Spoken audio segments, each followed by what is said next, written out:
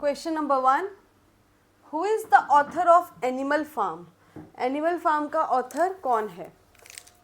ए George Orwell, B Margaret Atwood, C John Ruskin और D H G. Wales.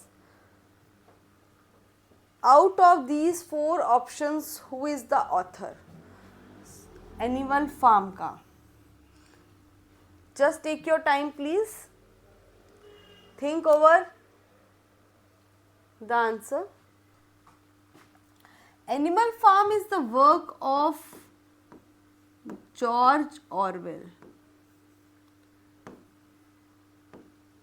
ये George Orwell का work है and this work was published इन 1945. ये George Orwell का काम है जो कि पब्लिश्ड किया गया था. Publishing year was 1945. Moreover, this is a allegorical novel. ये एक allegorical novel है. The reason being because जो animals हैं they fight with human beings, वो fight करते हैं human beings से and they win over the human beings. तो जो भी animals हैं वो रिप्रेजेंट किए गए हैं एक पॉलिटिशियंस की तरह. जो भी पॉलिटिशियंस रशियन रेवोल्यूशन में रहे हैं वो पॉलिटिशियंस, वही लीडर्स एनिमल के रूप में रिप्रेजेंट किए गए हैं. सो it is N allegorical novel. ये एक एलिगोरिकल नॉवल है क्योंकि एनिमल लीडर्स जो हैं वो रशियन रेवोल्यूशन के पॉलिटिशियंस हैं. It is based on Russian revolution, Russian politics,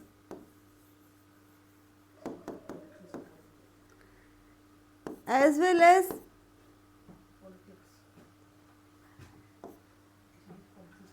as this is a political satire.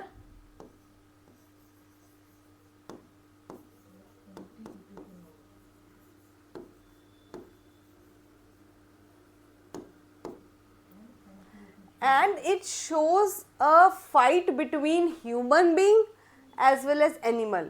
Fight होती है ह्यूमन बींग्स की एनिमल्स के साथ.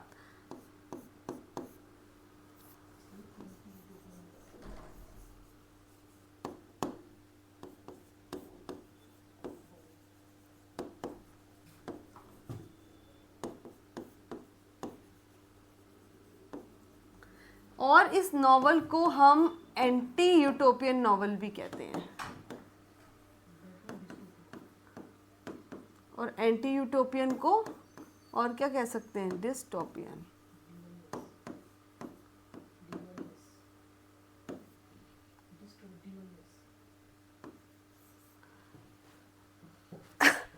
सो एंटी यूटोपियन कह लो या डिस्टोपियन कह लो, one is the same thing होता है.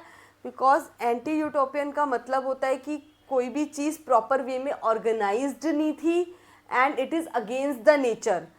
अगेंस्ट द नेचर क्या हो रहा था कि एनिमल्स फाइट कर रहे थे एंड दे ऑल्सो विन, जबकि it is not possible. Because जब एनिमल्स जो है वो टेम किए जाते हैं, वो काबू में किए जाते हैं ह्यूमन बींग्स के थ्रू, तो एनिमल्स पे राज कौन कर रहा है? Human beings. बट इसमें क्या है, सब कुछ उल्टा दिखाया गया, डाइस्टोपियन दिखाया गया है, अगेंस्ट द नेचर दिखाया गया है कि जो एनिमल्स हैं वो जीत रहे हैं फाइट को and they are the winners. So it is an anti utopian novel. So option will be answer a. Question 2, which narrative technique is used by Salman Rushdie in Midnight Children? Midnight Children Salman Rushdie का बहुत ही famous work है and it is also very good work. बहुत अच्छा work है. I have taught this many times और बच्चों ने बहुत खुश होकर ये रीड किया है.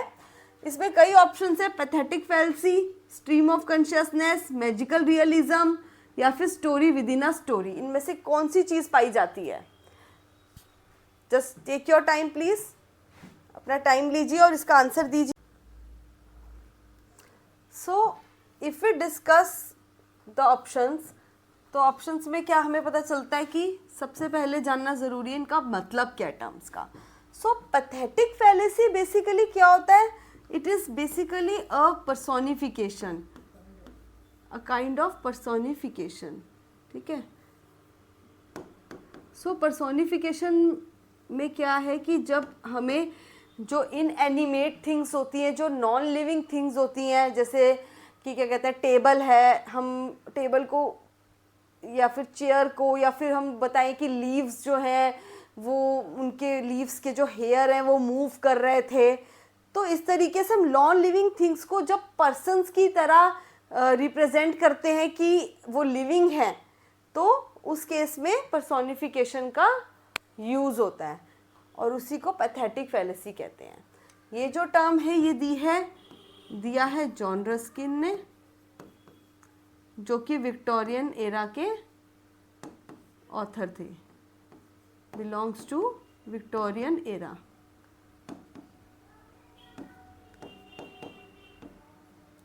दूसरी टर्म है stream of consciousness. So stream of consciousness में क्या है कि जब हमारी it depicts the flow of thoughts and emotions of a character. जब एक करेक्टर अपने इमोशंस को, अपनी बातों को, थॉट्स को एक फ्लो में बोलता जाए और उसकी फ्लो बिल्कुल मतलब कि कॉन्शियसली एकदम एक ही स्ट्रीम में आती जाती है, तो उसको कहते हैं stream of consciousness. So basically इसका क्या मतलब होता है कि it depicts the flow of thoughts, एक ही रिदम में जब निकलते हैं तो उसको कहते हैं स्ट्रीम ऑफ कॉन्शियसनेस। नेक्स्ट है मैजिकल रियलिज्म। मैजिकल रियलिज्म होता है ब्लेंड करना। किसको ब्लेंड करना? मैजिक को, जादू को ब्लेंड करना हिस्ट्री के साथ। So it becomes magical realism. So to blend magic को ब्लेंड करना विथ हिस्ट्री। मैजिक और हिस्ट्री को आपस में ब्लेंड कर दो तो मैजिकल वो बन जाएगा। नेक्स्ट है story within a story. So story within a story कौन से हमें प्ले में देखने को मिलता है? हैमलेट में जब एक कहानी चल रही होती है तो उसके बीच में ही एक स्टेज परफॉर्मेंस आती है, छोटी सी एक ड्रामा होता है उसके बीच में। तो उस ड्रामा को, जब एक बड़े ड्रामा के बीच में एक छोटा प्ले एक्ट होता है तो उसको हम कहते हैं स्टोरी के बीच में एक और स्टोरी। तो इसी को हम कहेंगे माउस ट्रैप। इसको माउस ट्रैप भी कहते हैं। और क्या कहते हैं इसको? इंटरल्यूड भी कहते हैं। इंटरल्यूड। और एक और नाम है इसका Meta drama.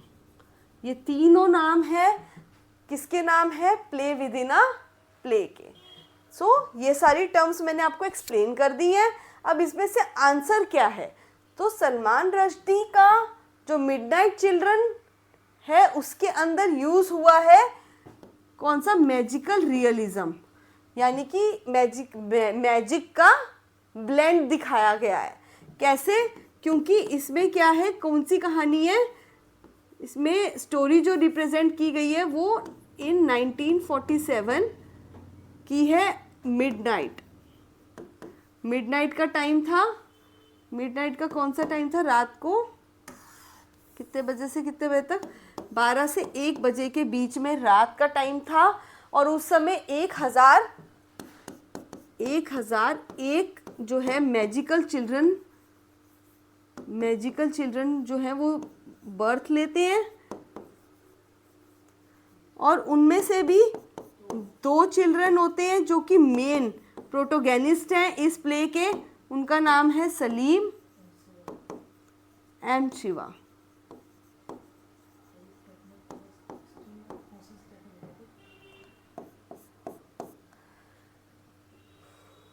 So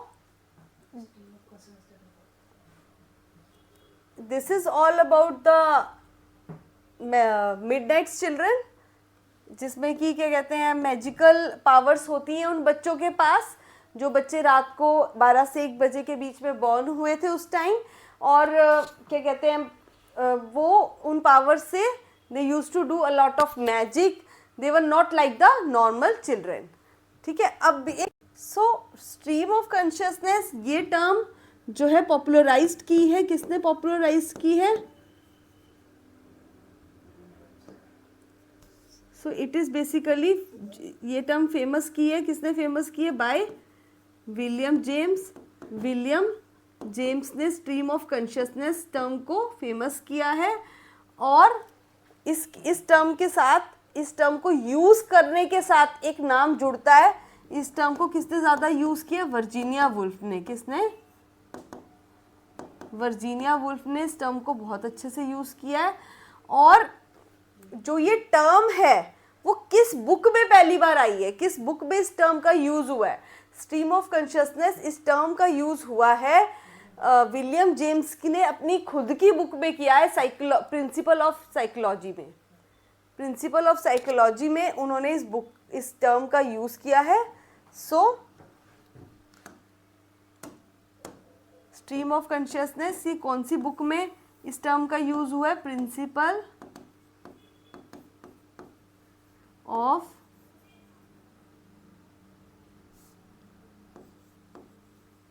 principles of psychology. Principles of psychology, ये कहानी किसकी है? ये बुक किसकी है? विलियम जेम्स की बुक है, और उन्होंने अपनी इसी बुक में स्ट्रीम ऑफ कॉन्शियसनेस इस टेक्निक का यूज़ बहुत अच्छे से किया है, और पहली बार किया है। Moving towards next question. Question number 3, which one of the following is not related to the Victorian era literature? इनमें से ऐसी कौन सी टर्म है जो विक्टोरियन एरा की लिटरेचर में नहीं यूज़ हुई? उस विक्टोरियन एरा की टर्म नहीं है इनमें से। जो पहली टर्म है स्ट्रीम ऑफ कॉन्शियसनेस, इसके बारे में अभी मैंने आपको बताया पहले भी कि ये टर्म विलियम जेम्स ने पॉपुलराइज की है, और सबसे पहले कौन सी बुक में उन्होंने ये टर्म लिखी अपनी? प्रिंसिपल्स ऑफ साइकोलॉजी में।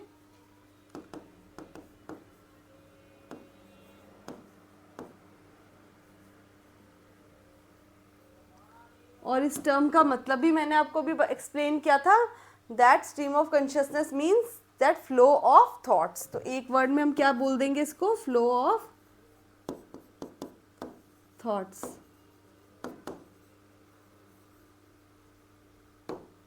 Next, building Roma। building Roma क्या है?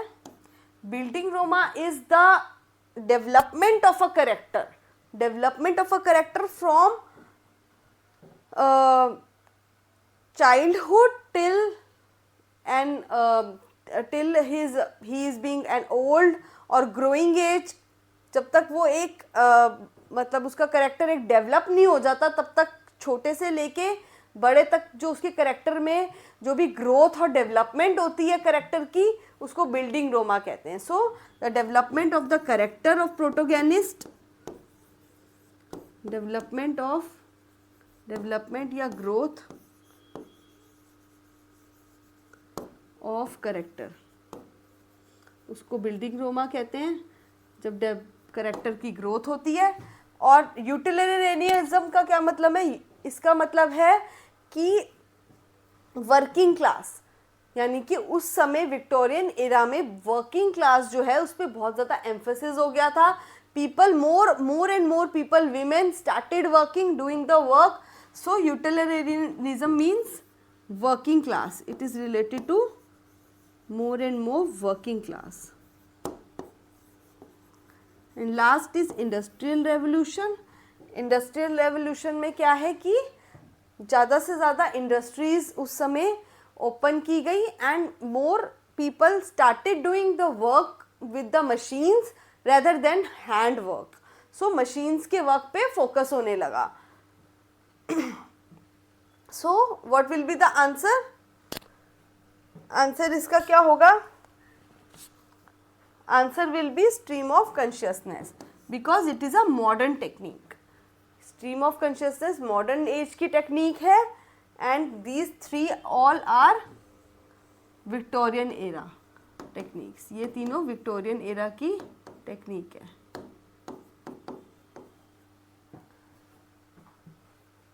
This is all about this question. Question number 4. The political sketches is a collection of earliest poetry. So political जो sketches है ये collection है earliest poetry का.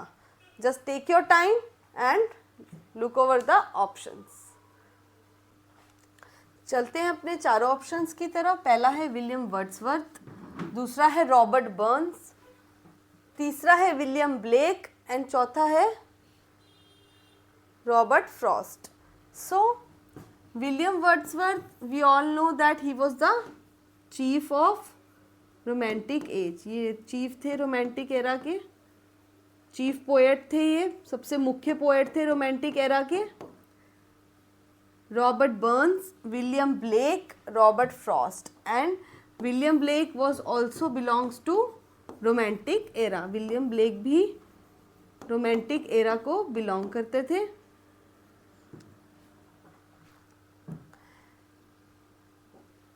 जो poetical sketches work है वो वर्क किसका है? विलियम ब्लेक का वर्क है. यानी answer will be option B. And poetical sketches is basically क्या है ये? It is the first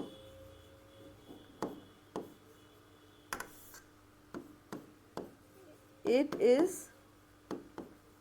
the first collection of poetry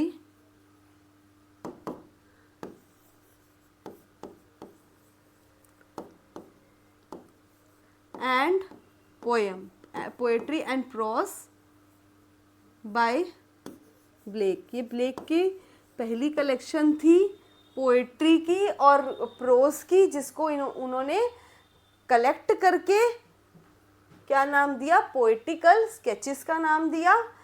and moreover William Blake के बारे में अगर हम कहें तो विलियम ब्लेक की दो बहुत फेमस पोएम्स हैं. एक तो टाइगर और एक लैम. ये दोनों इनकी बहुत फेमस पोएम्स है बाय विलियम ब्लेक और ये हमें अपने स्कूल के सिलेबस में भी काफ़ी बार पढ़ने को मिल जाएंगी.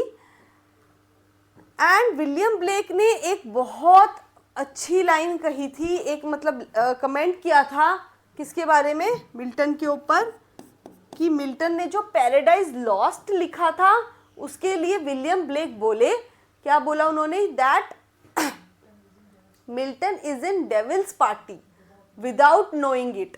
मतलब मिल्टन को ये पता नहीं है पर वो अनजाने में डेविल की पार्टी में है. John Milton is in devil's party. जो जॉन मिल्टन है वो डेविल्स की पार्टी में है विदाउट नोइंग इट. मतलब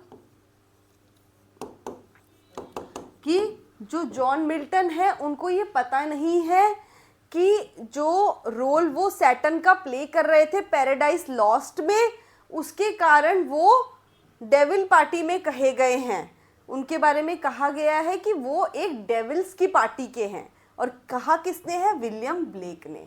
विलियम ब्लेक ने जॉन मिल्टन पे ये कमेंट किया है कि he belongs to the devil's party. और इसमें जो रॉबर्ट बर्न्स है ये रोमांटिक एरा को बिलोंग करते हैं.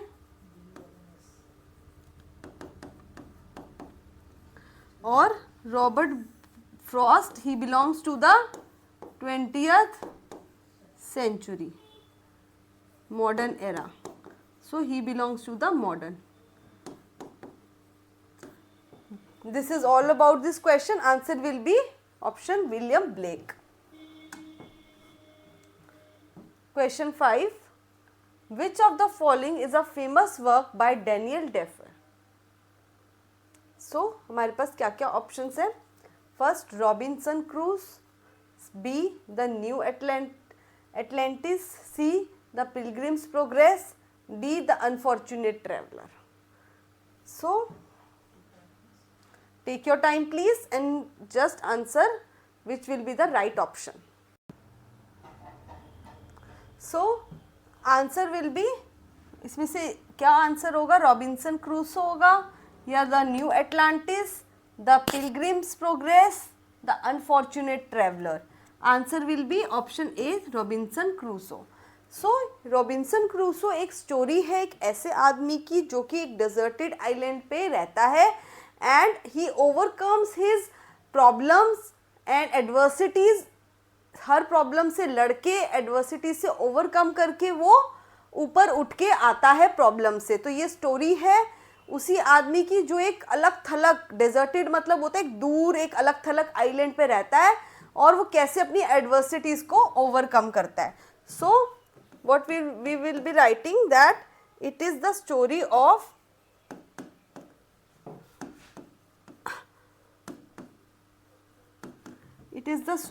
of a man living on a deserted island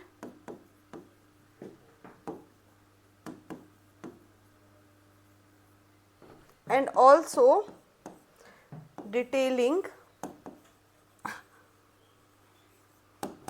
his struggle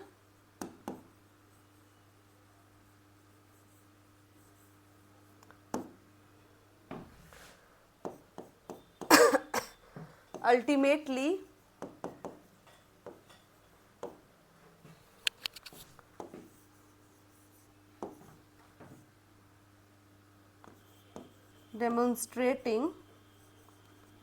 demonstrating the power of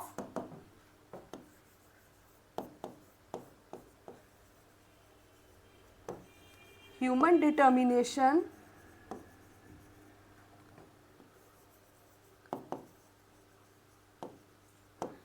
to overcome the adversities, to overcome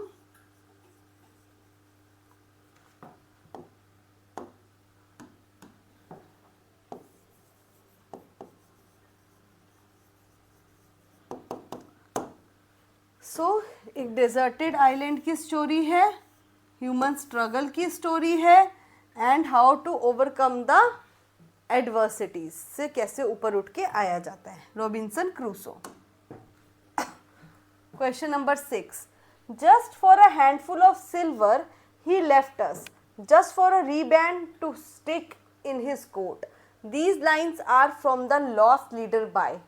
किसकी कहाँ से लाइन्स है ये? A Walter Scott, B Robert Saudi, C Robert Browning and D P B शैली.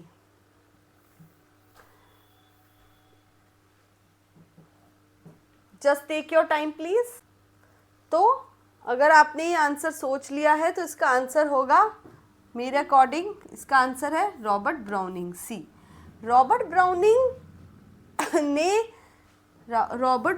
ने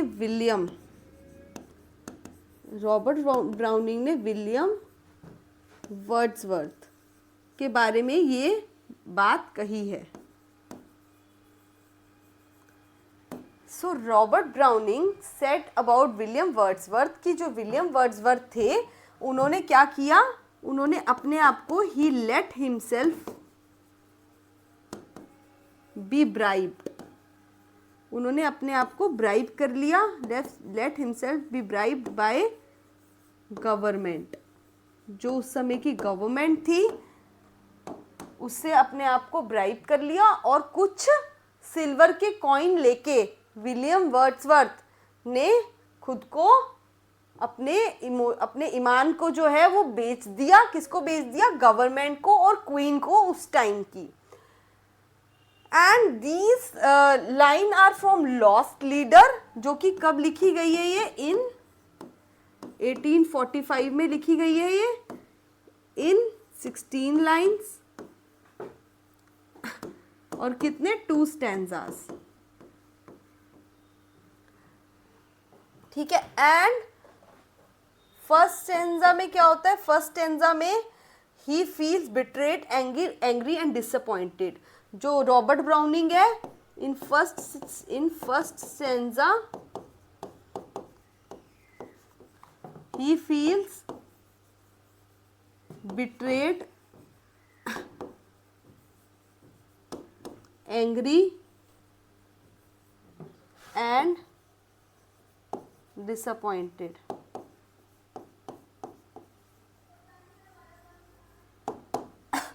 और दूसरे paragraph में, पहले पैराग्राफ में वो बहुत ज़्यादा डिसअपॉइंटेड फील करता है। किस बात पे? रॉबर्ट ब्राउनिंग सेड कि हमें किस तरीके से धोखा देके विलियम वर्ड्सवर्थ ने हमारी टीम को, हमारे ग्रुप को छोड़ दिया। तो वो बहुत ज़्यादा एंग्री फील करता है विलियम वर्ड्सवर्थ को लेके। बट इन सेकेंड पैराग्राफ वो थोड़ा सा काम डाउन हो जाता है and in second paragraph he is full of hope and determination. So in second stanza, इस पोएम के सेकेंड स्टेंजा में he feel hopeful and determined, बहुत ज़्यादा होपफुल और डिटरमाइंड फील करता है कि we will our self fight and win the things. So answer will be Robert Browning. और ये जितने भी ऑथर दिए हैं, Walter Scott, Robert Southey, Robert Browning, P B Shelley, ये सब रोमांटिक एरा के सारे हैं।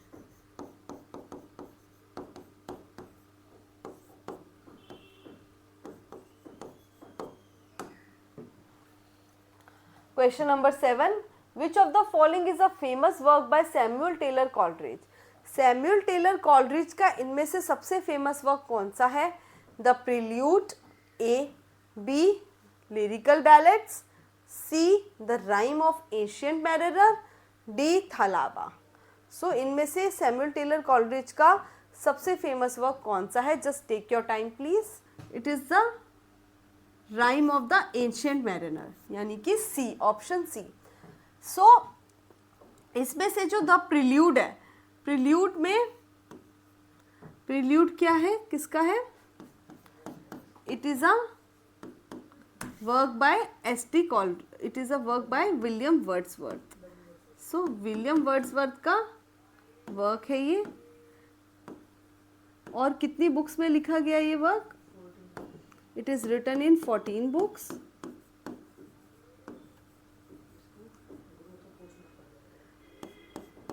इट इज, प्रिल्यूड को पूरा टाइटल इसका क्या है? ग्रोथ ऑफ, क्या क्या कहा जाता है इसको? Growth of poets mind.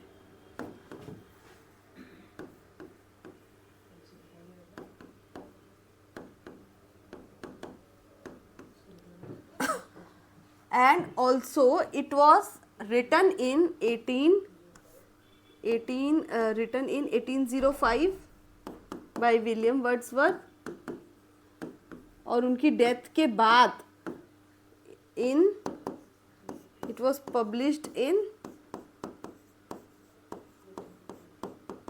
1850। उनकी डेथ हो गई थी, उसके बाद पब्लिश हुआ ये 1850 के अंदर। एंड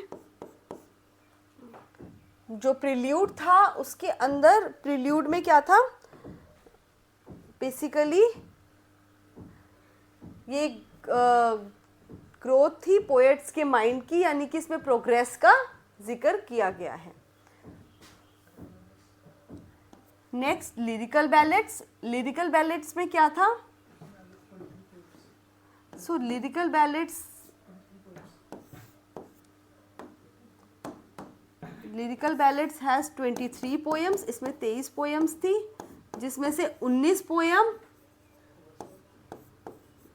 पोएम डब्ल्यू वर्ड्सवर्थ की थी और 4 पोएम किसकी थी? एस.टी. कॉलरिज की थी।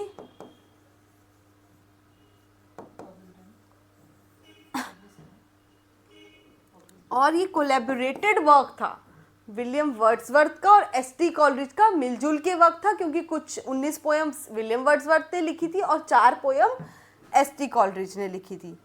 एंड इट वाज पब्लिश्ड, इसकी जो पहली पोएम थी वो थी rhyme of ancient mariner.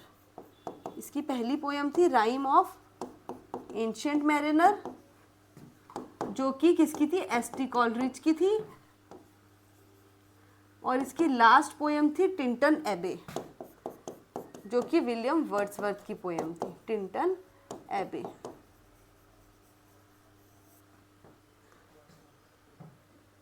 It was by Wordsworth.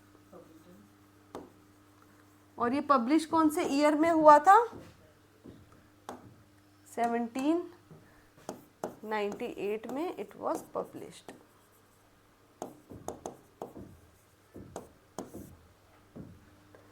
Next, rhyme of the ancient mariner, ये तो फर्स्ट पोएम बता ही चुकी हूँ मैं, एस.टी. कॉलरिज की फर्स्ट पोएम थी लिरिकल बैलेट्स में।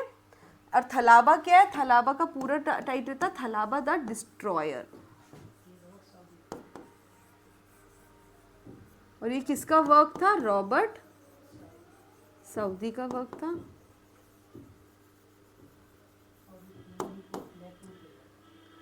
और Robert Southey, William Wordsworth and S T. Coleridge, ये तीनों इकट्ठे क्या कहे जाते हैं, लेक पोएट्स। सो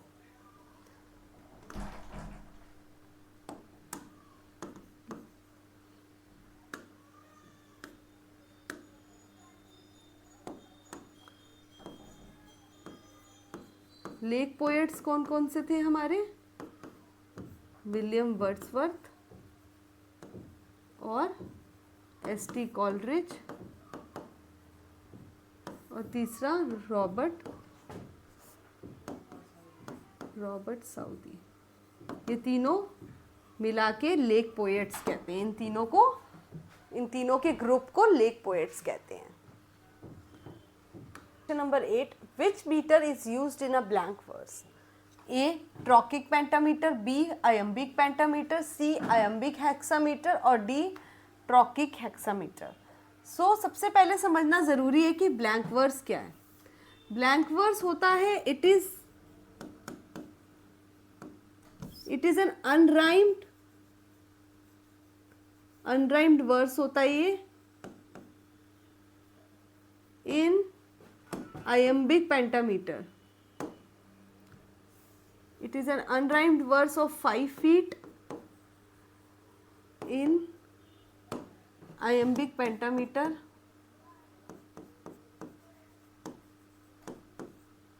iambic pentameter में होता है ये।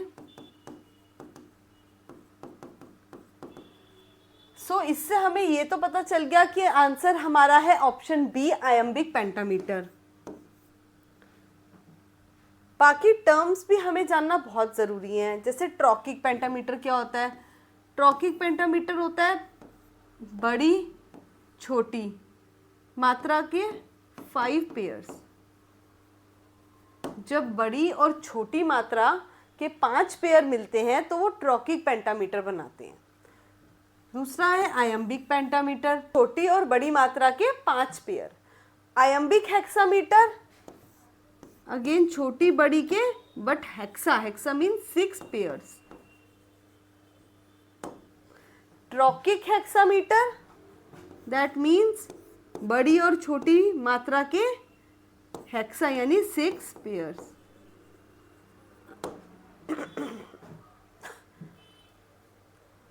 So the answer will be option B, iambic pentameter। But blank verse के बारे में कुछ और भी इम्पोर्टेंट बताना चाहूँगी कि जो ब्लैंक वर्स है उसको थॉमस किड ने भी यूज़ किया है। थॉमस किड ने उसको यूज़ किया है, किसको, ब्लैंक वर्स को। Thomas kid used it for the first time for dramatic purpose।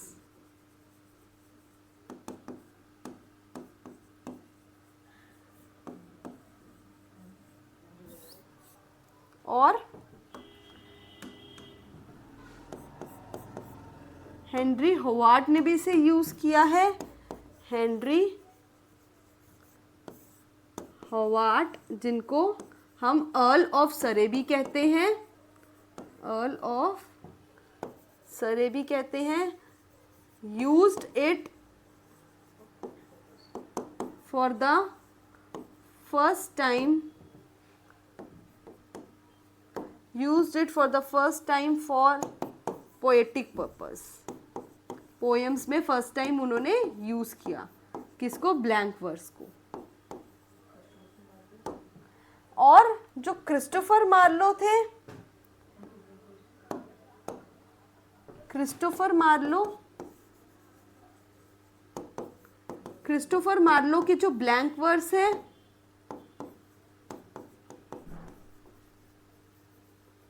उसको क्या कहते हैं,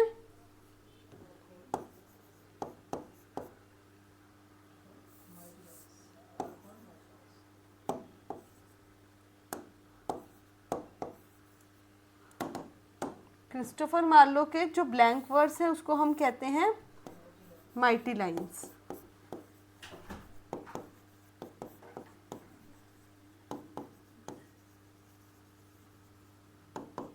blank verse called mighty lines.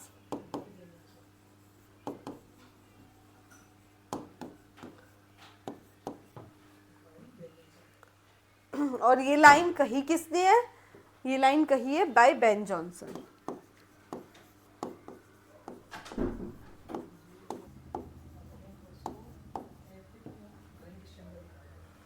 और ब्लैंक वर्स को क्या कहा जाता है, एपिक,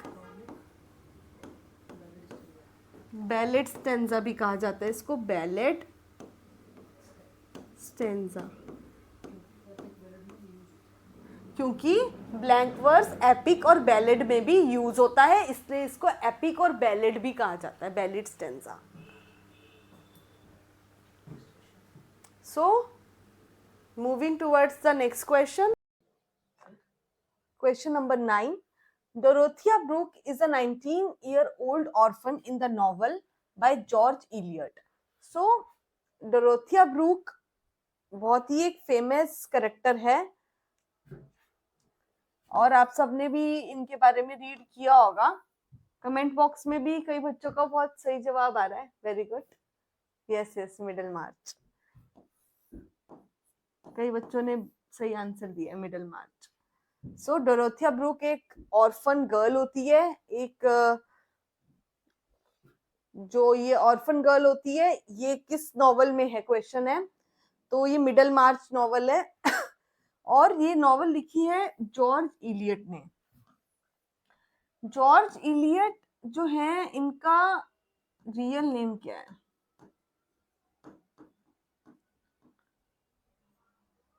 इनका रियल नेम है Mary Ann Evans. George Eliot का जो रियल नेम है वो है मैरी एन इवांस, क्योंकि ये जो थी ये एक लेडी थी, तो इन्होंने क्या सोचा कि she wanted to write with a pen name of a male. ये मेल के पेन नेम से लिखना चाहती थी और इसी रीजन से इन्होंने अपना जो लेडी नेम था उसको चेंज करके, because she was a lady, so she change her name, और उन्होंने नाम चेंज करके अपना क्या रखा, एक मेल नेम रखा, वो था George Eliot. And she wrote her all the later writings in from the name of George Eliot. So answer will be the Middlemarch.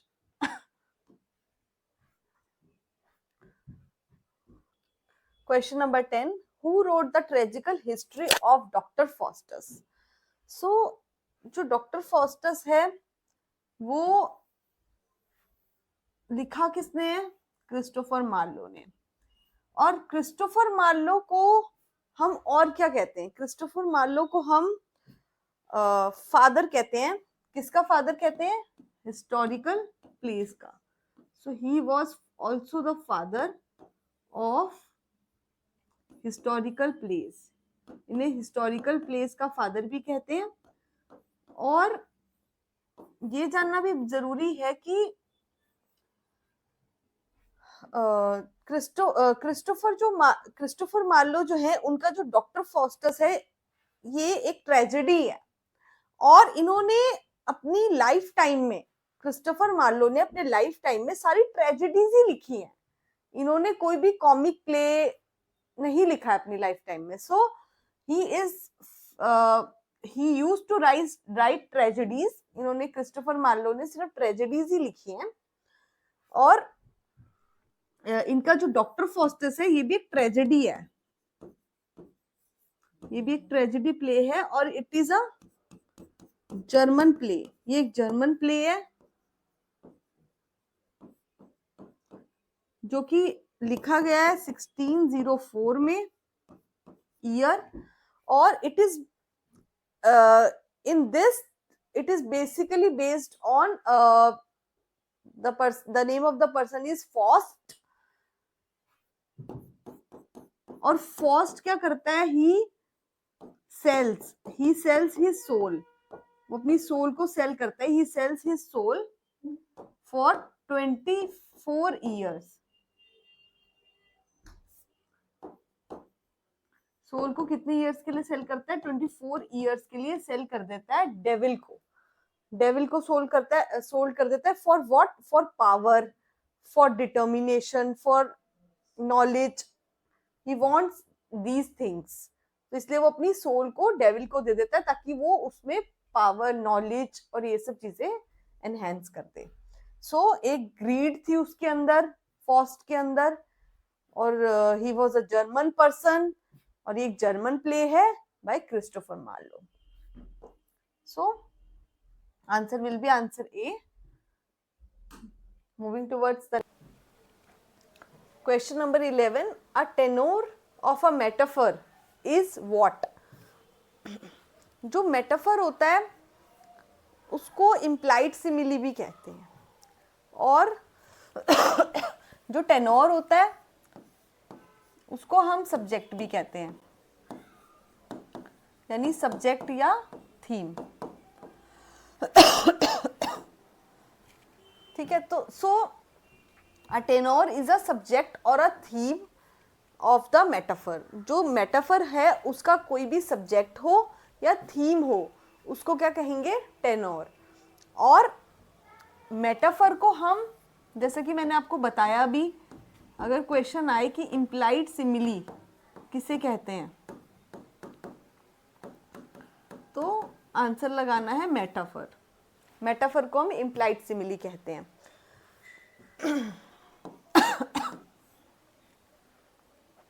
ठीक है, और ऑप्शन नंबर, ये देखिए, हम अगर डी में जैसे इन्होंने लिखा है कि a word used for comparison, for example like और एज, तो ये भी हमें पता है कि हम लाइक किस में यूज करते हैं, एज किस में यूज करते हैं।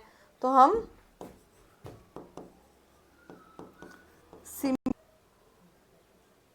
आते हैं अब अपने नेक्स्ट क्वेश्चन की तरफ। Question number 12। So Edmund Spenser's work collection of Amoretti is a, सबसे पहले जानना ये जरूरी है कि एमोर्टी क्या है। एमी या एमिक, इसका मतलब होता है लव, और एमोर्टी का मीन्स होता है पूरे का love plus song, it means love song, love song. So Amoretti collectively means love songs.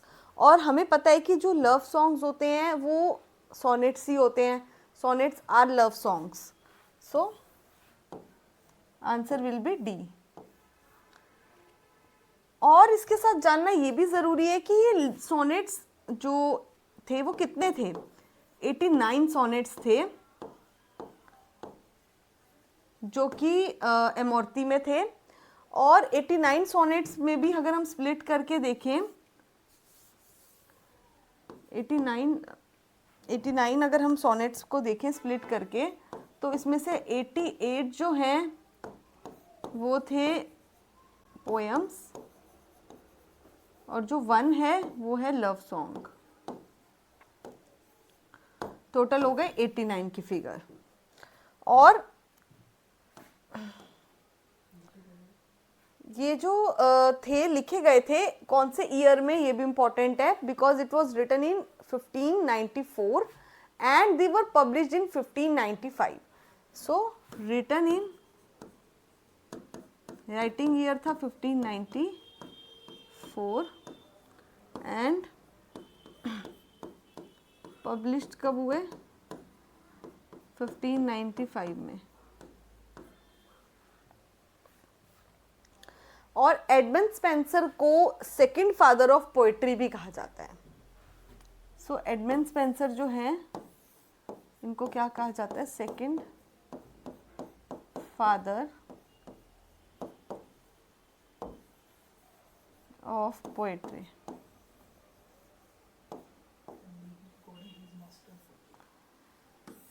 And according to the John Milton, Milton के according, John Milton, according to John Milton,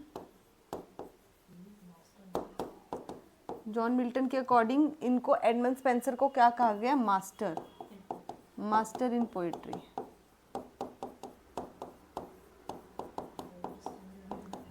so according to John Milton, Edmund Spenser is called, क्या कहा गया, master in the poetry.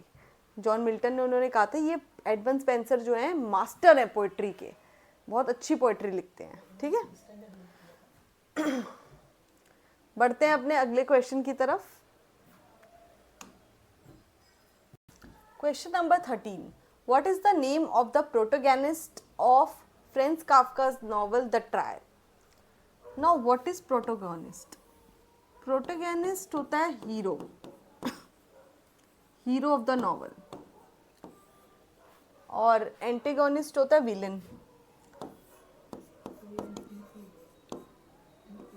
Antagonist, antagonist होता है villain.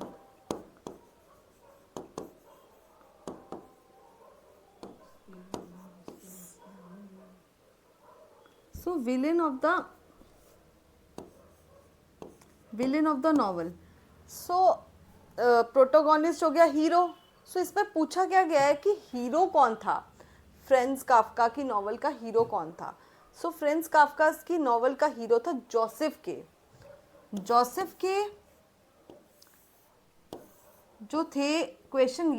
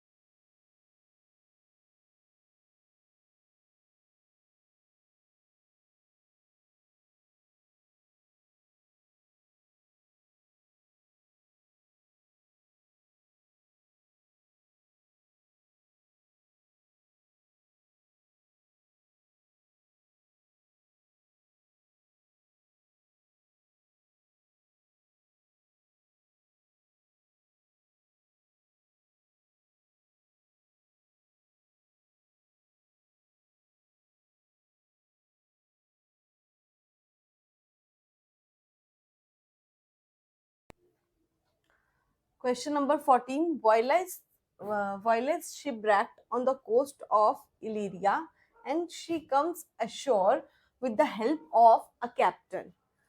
This is the opening part of which of the play of Shakespeare. तो ये जब voila होती है, शिपरैक मतलब वॉइला और एक सेबेस्टियन दोनों भाई बहन होते हैं। ये दोनों एक शिपरैक होता है, एक शिप डूब जाता है, उसके अंदर ये दोनों भाई बहन भी होते हैं। तो वॉइला के साथ शिपरैक में, शिप डूबने में कौन होता है? सेबेस्टियन, जो कि उसका ब्रदर होता है, वॉइला का ब्रदर होता है। ठीक है, अब ये दोनों पहुंचते कहाँ है? एक कंट्री में, जिस कंट्री का वोइला कहाँ पहुंचती है? वोइला पहुंचती है कंट्री में जो कि इलीरिया, इलीरिया कंट्री है, जिसमें राजा कौन है? Duke senior.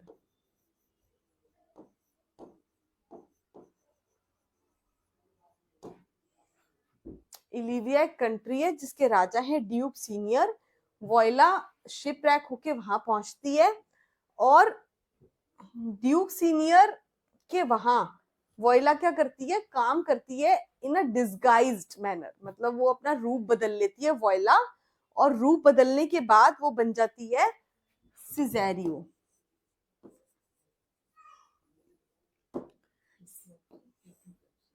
क्या वोइला जो है वो अपने आप को डिस्गाइज कर लेती है सिजेरियो की तरह, और जब वो सिजेरियो बन जाती है तो वो ड्यूक सीनियर राजा के उसमें कोर्ट में काम करती है।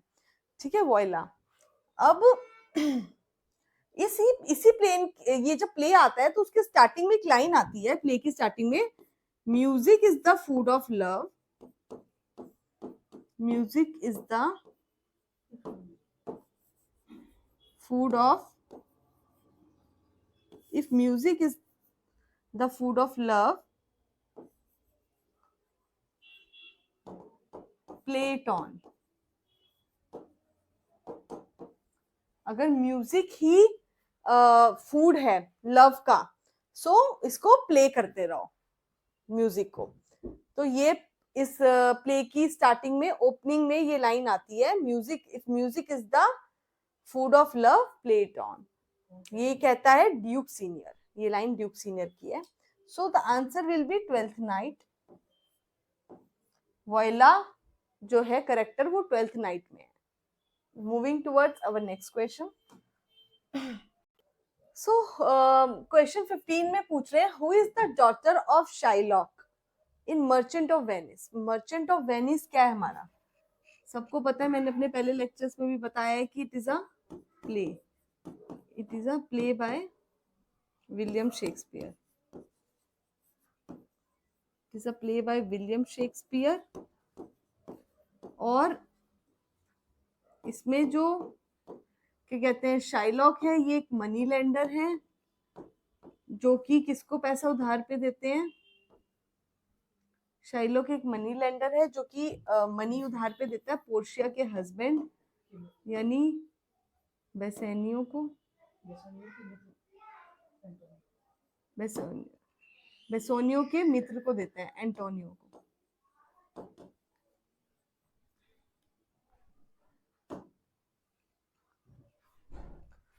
सो शाइलॉक जो मनी लेंडर है, he gives money to Portia के जो हस्बैंड है, उसके फ्रेंड को यानी एंटोनियो को पैसे लेंड करते हैं शाइलॉक। और शाइलॉक की जो बेटी है वो है जेसिका, जेसिका शाइलॉक की बेटी है।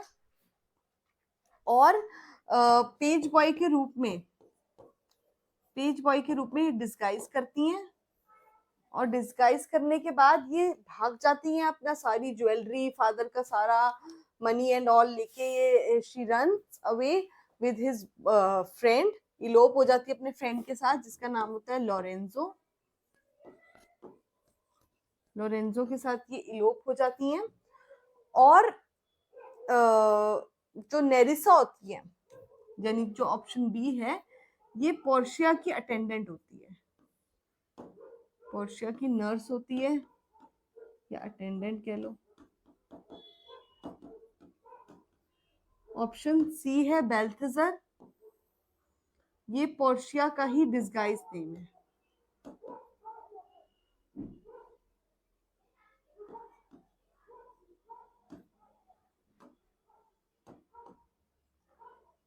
बेल्थेजर जो है वो डिस्गाइज नेम है, डिस्गाइज नेम है किसका? पोर्शिया का।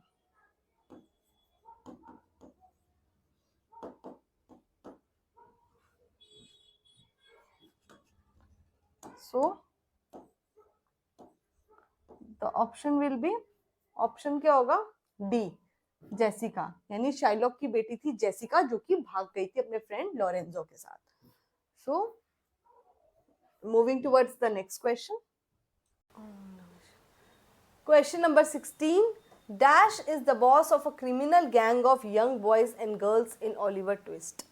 कौन था जो बॉस था क्रिमिनल गैंग का? बॉस यानी कि leader. Who was the leader?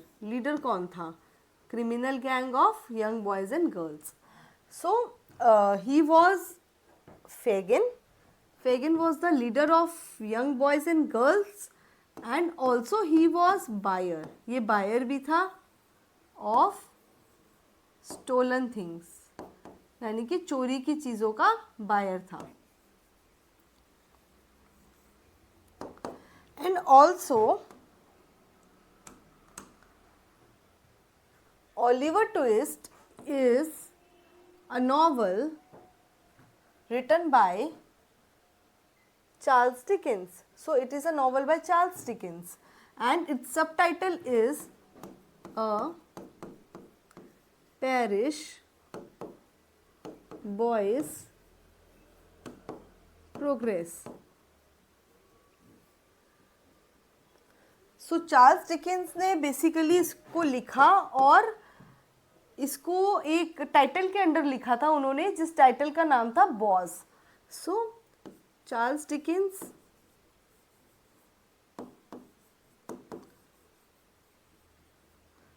इसने लिखा था इसे and under title boss, boss title के अंडर लिखा था। It is also second novel of Charles Dickens, which was published in year, कौन से साल में published हुई है? It was published in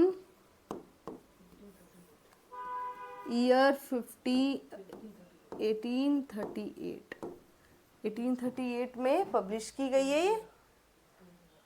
and 1838 में कौन सी era थी? It was a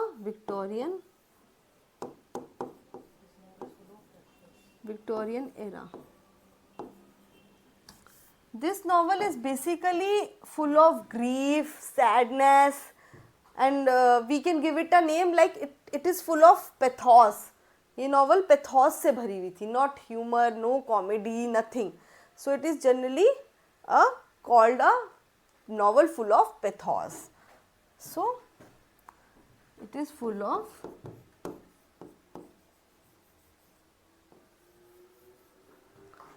pathos.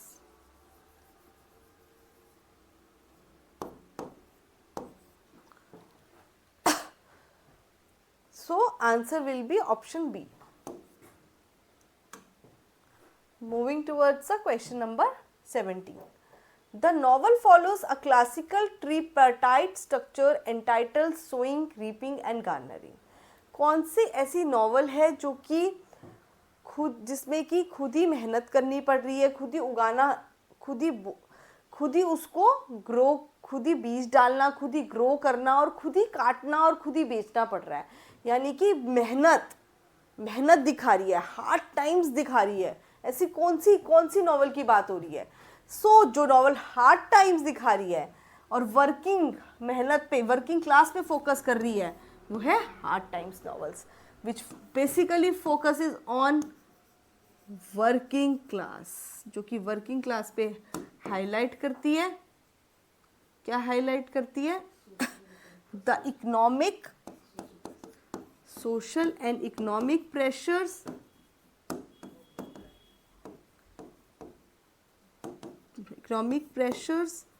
at time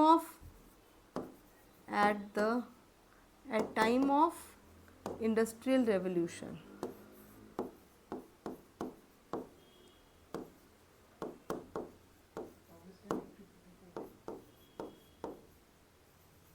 was also published in, publishing year was, इसका publishing year था 1854.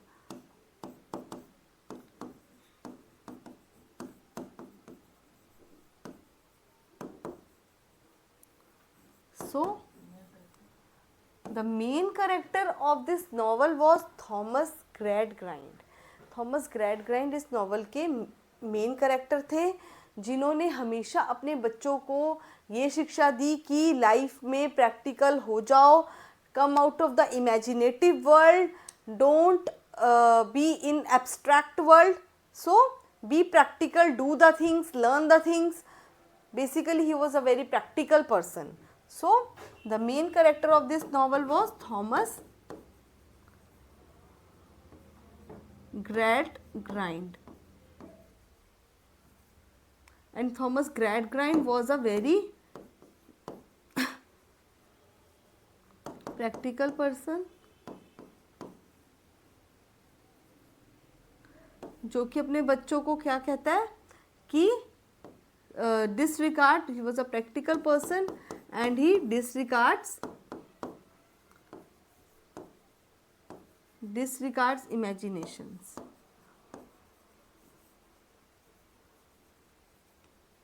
This is all about this question. Answer will be option number A. Question number 18. The Doctor's Dilemma is a famous work by whom? जो doctors dilemma है ये किसका famous work है? Doctor dilemma GB Shaw का famous work है, और GB Shaw ने basically क्या कहते हैं, इसमें एक डॉक्टर के डिलेमा के बारे में लिखा है, मॉरल डिलेमा. उसका क्या मॉरल डिलेमा है? उसकी एक मॉरल कंफ्यूजन है. सो डिलेमा क्या होता है? कंफ्यूजन. उसको किस चीज की कंफ्यूजन है? He is very confused that what moral decision he should take. उसको क्या moral decision लेना चाहिए?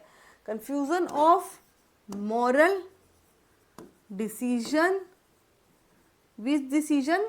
Whether to cure a doctor or whether to cure a artist. उसके पास दो ऑप्शन है कि एक आर्टिस्ट का इलाज करे वो ट्यूबरक्लोसिस का, या फिर एक डॉक्टर का इलाज करे. बिकॉज उसके पास रिसोर्सेज और दवाइयाँ बहुत कम हैं, और जब हमारे पास चीज़ें बहुत कम क्वांटिटी में होती है तो हमारे पास ऑप्शन होता है कि हम उसको किस तरीके से यूज़ करें. सो इट इज़ बेसिकली अब जो ये डॉक्टर्स डिलेमा वर्क है, it basically highlights the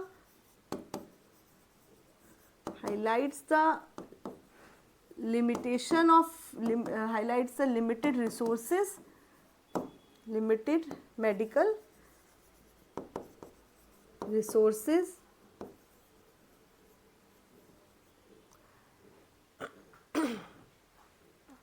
and a doctor's moral dilemma regarding whom to treat for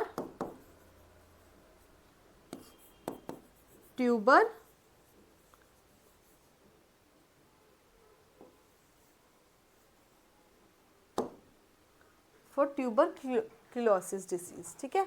सो उसके पास एक क्या कहते हैं मॉरल डिलेमा था कि किसको ट्रीट करे, whether to treat an artist और अ डॉक्टर. डॉक्टर को ट्रीट करे या आर्टिस्ट को ट्रीट करे. And it was the doctor's dilemma was published in year 1906. 1906 was the publishing year.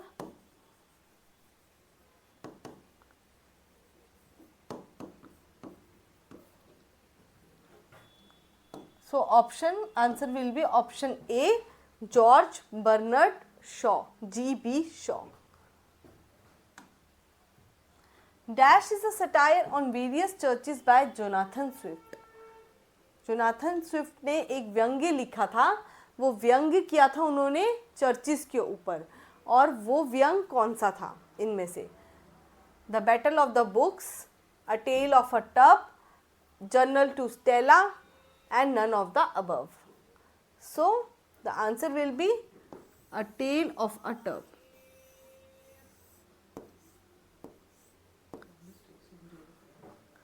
which was published in year, it was published in 1704. So moving towards the next question.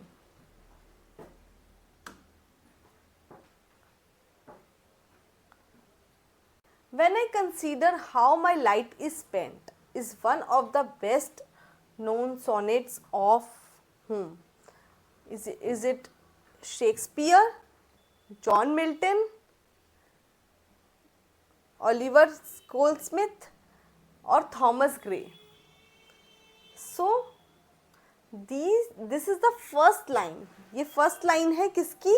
It is the first line of the sonnet on his blindness. So on his blindness, on his blindness की first line है ये, और ये ऐसा पहला sonnet है जो कि एक ही सोनेट है जो कि it is not on love, ये लव के थीम पे नहीं है, पर्सनल ग्रीफ के थीम पे है. ये पर्सनल ग्रीफ को दर्शाता है. And also it is by John Milton.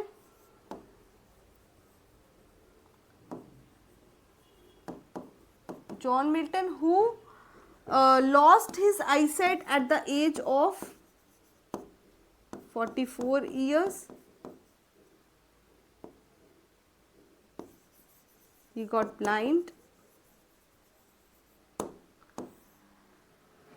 and this poem basically reflects the spiritual, moral, physical pressures a person tolerates being blind.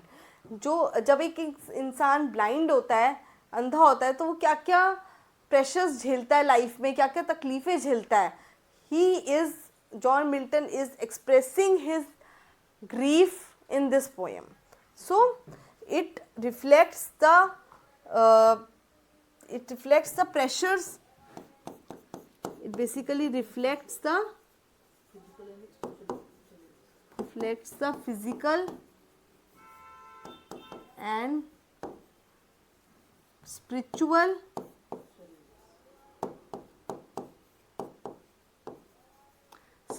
challenges faced by speaker.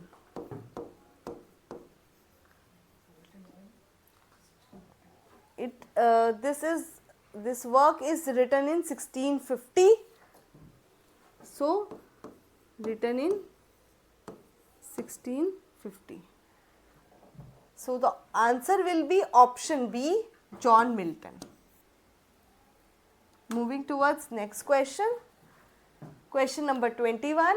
Dash is a series of lectures to little housewives. एक series बनी थी जिसमें बहुत सारे lectures थे, और वो lectures किसको दिए गए थे? हाउस वाइफ्स को दिए गए थे, related to the day to day life of the house wifes. So basically it is answer number, option number A is crown of wild olives, traffic and war, sesame and lilies, और D ethics of the dust. The answer is D, Ethics of the Dust. It is a work by John Ruskin.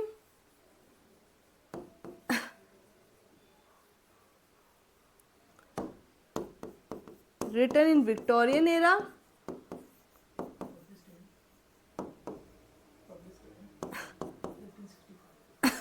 And it was published in year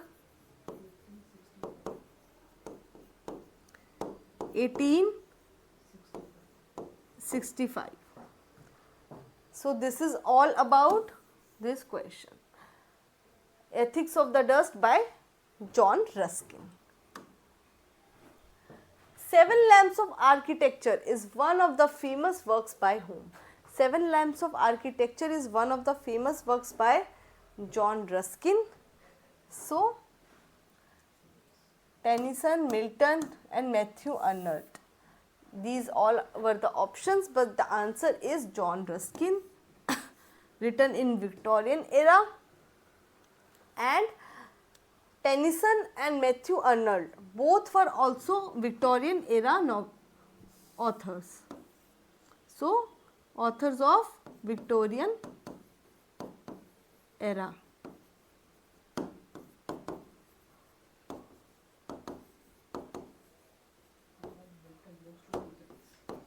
While Milton belongs to the, Milton कौन सी era के थे? पुरितन era के, पुरितन as से belong करते हैं.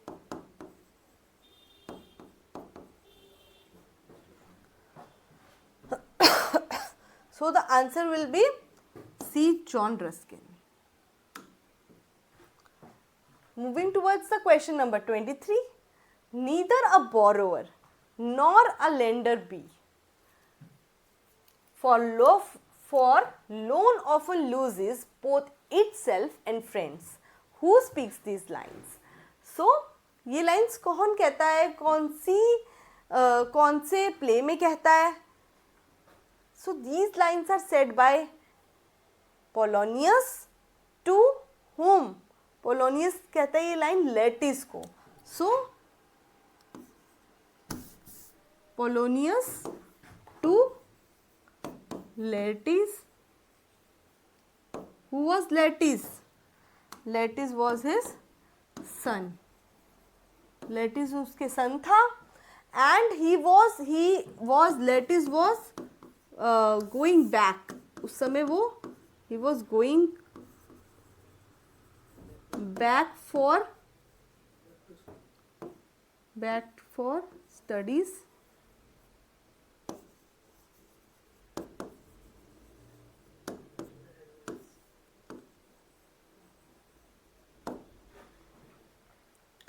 And at that time his father Polonius gave him an advice. So basically these lines are an advice by a father to his son. ये एक advice है, एक फादर ने अपने बेटे को दिया कि कभी किसी से हमें लोन लेना नहीं चाहिए और कभी किसी को लोन हमें देना नहीं चाहिए, बिकॉज ऐसा करने से हमारी दोस्ती, हमारी फ्रेंडशिप, हमारे रिलेशंस स्पॉइल होते हैं. So this is basically an advice.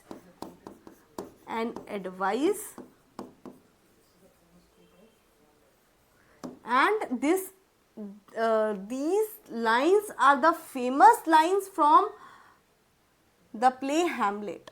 So Hamlet से famous line है, and Hamlet play by William Shakespeare.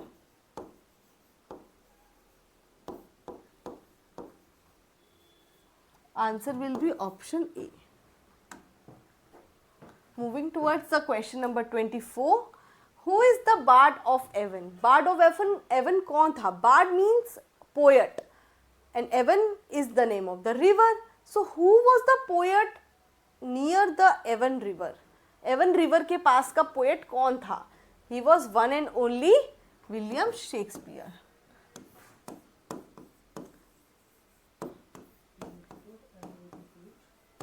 And Shakespeare was also called, Shakespeare को क्या कहा जाता था? He was called Elizabethan poet.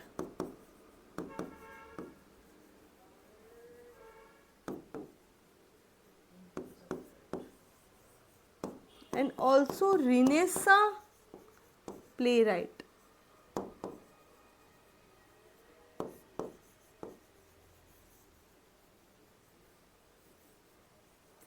उन्हें क्योंकि रिनेसा प्ले राइट इसलिए कहा जाता था क्योंकि रिनेसा उस समय बहुत ज़्यादा फ्लरिश कर रहा था, and at that time he was writing many things. So he was a renaissance play writer an Elizabethan poet, because Elizabethan queen was on throne at that time. Moving towards the question number 25. Childe Harold's Pilgrimage is one of the best known works of whom? Childe Harold's Pilgrimage is the best known work of Lord Byron,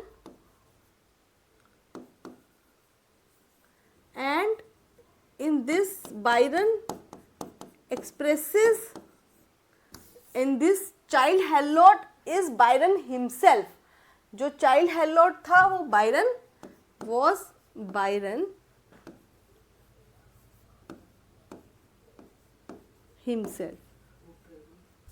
Byron जो था वो खुद था, and he travelled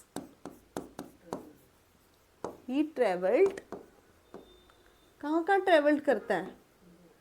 He travelled to Europe,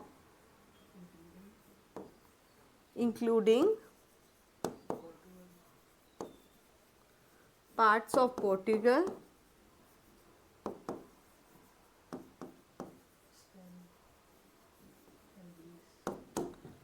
Spain and Greece.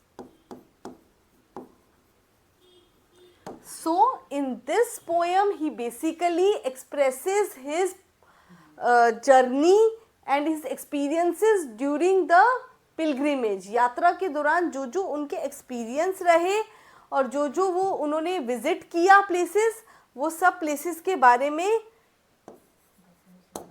उन्होंने बताया इसमें child Harold's pilgrimage में. And the famous line इसकी, इस वर्क में एक फेमस लाइन है,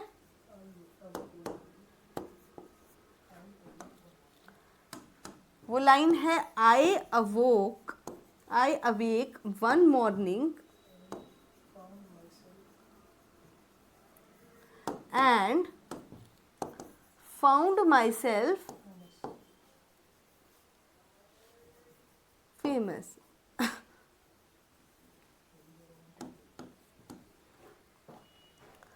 So option will be A, Lord Byron, who is expressing his journey, his pilgrimage in Europe, parts of Spain, Portugal and Greece.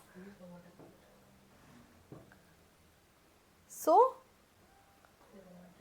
it is and also Lord Byron was a romantic poet,